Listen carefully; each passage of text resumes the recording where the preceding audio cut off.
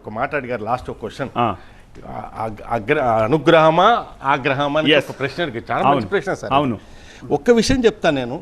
ఎక్కడో ఒక మారుమూలలో గ్రామంలో ఒక చిన్న ఊర్లో ఉన్న రవికిరణ్కి ఎక్కడ ఉన్న శనిగ్రహం దేనికి అడ్డు వస్తే నా ఒక్కడి మీద ప్రభావం అనేది అది ఎంతవరకు నమ్మశక్యమైనది కూడా మీ ఒక్కరి మీద కాదు. నేను ఒక రాశిలో పుట్టినప్పుడు ఈ విషయంలో కొంచెం చిన్న అభ్యంతరం ఉంది. చెప్పండి సార్.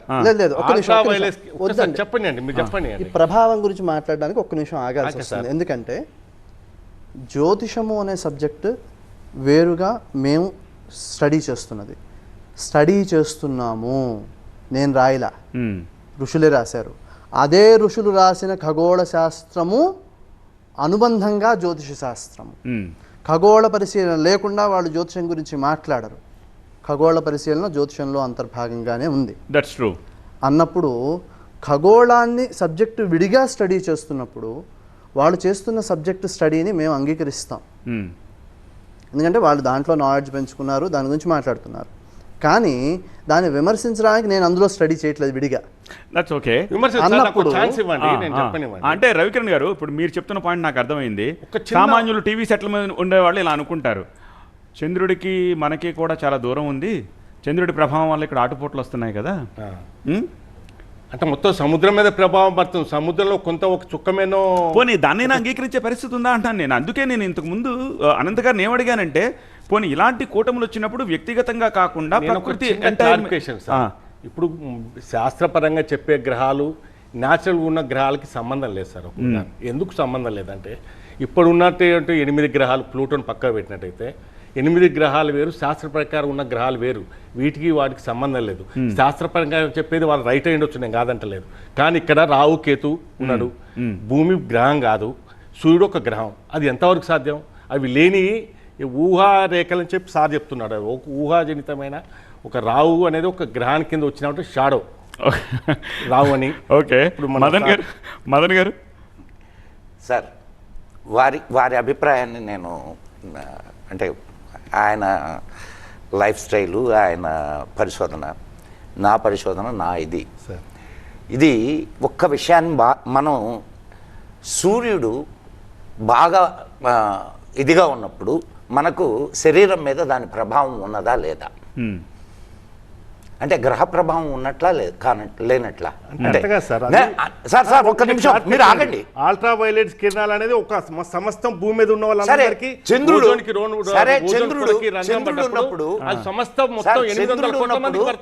లేదండి.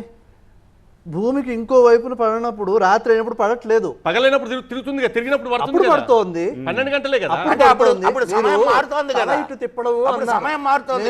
భూమి తిప్పడం అని అంటాను. అందరి మీద ఒకేసారి నీళ్ల మీద చంద్రుడి ప్రభావం ఉన్నప్పుడు మన శరీరంలో కూడా నీళ్లున్నాయి,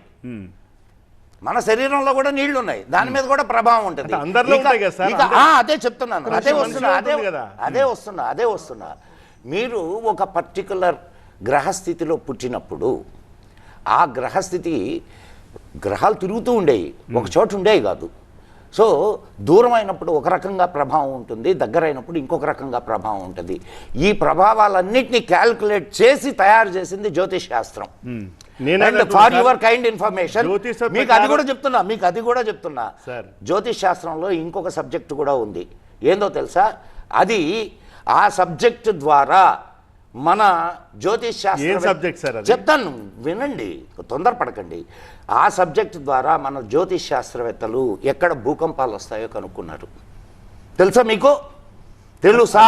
అదేంటో చెప్పండి సార్. అదే చెప్తున్నా మీకు. నేను 2 గ్రంథాలు ఇస్తా, మీరు స్టడీ చేయండి. అదేంటో చెప్పండి. మీరేం చేయండి, అది కనుక ఉంటే మీరు ఒక ఆల్మనాక్ తయారు చేసి give it to the government.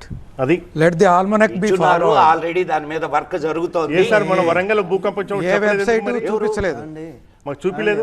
Recent గా వచ్చింది కదా. సబ్జెక్ట్ డివియేట్ అవుతున్నట్టుంది. సబ్జెక్ట్ డివియేట్ అవుతుంది. నా పాయింట్ ఏంటంటే ప్రజలు ఏం కోరుకుంటున్నారంటే, చెప్పిన దానికి నేను కాదంటలేదు, కానీ శాస్త్ర ప్రకారం ఉన్న గ్రహాలు వేరు, సహజంగా ప్రకృతి సిద్ధంగా ఏర్పడినటువంటి గ్రహాలు వేరు.